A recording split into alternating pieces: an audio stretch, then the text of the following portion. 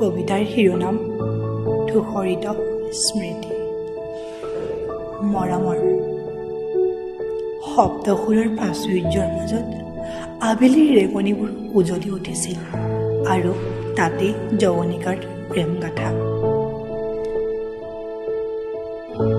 ফেচবুকৰ পেজবোৰৰ মাজতে এদিন সঁহাৰি দিছিলা সেই মোৰ ধেমাজিৰ চফল লেখা যৌৱন আহিছিল, হেতা পৰা মনটো উন্মনা হৈ উঠিছিল।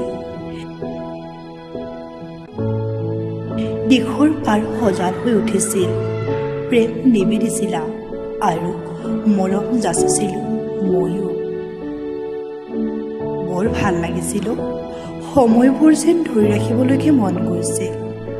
ক্ৰমাৎ উন্মাদ হৈ উঠা মনটো কাছৰ ধুনুকাৰ দৰে নতুবা কলপতুৱাৰ পাত চিৰিলা চিৰিলকৈ ফলাৰ দৰে ফালি পৰিছিল।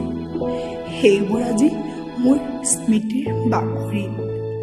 আকৌ যেন দৌৰি যাম দায়কৰ পাৰবোৰলৈ, বালিবোৰত গৈ যেন উমলিম পুনৰ, যেন কাঁচিয়ালি ৰ'দ আকৌ বিৰিঙি উঠিব।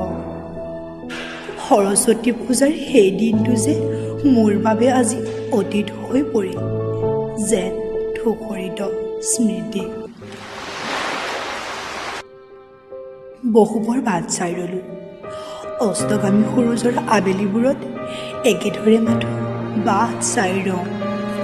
কিজানিবা আহাটো এবাৰ উভতি।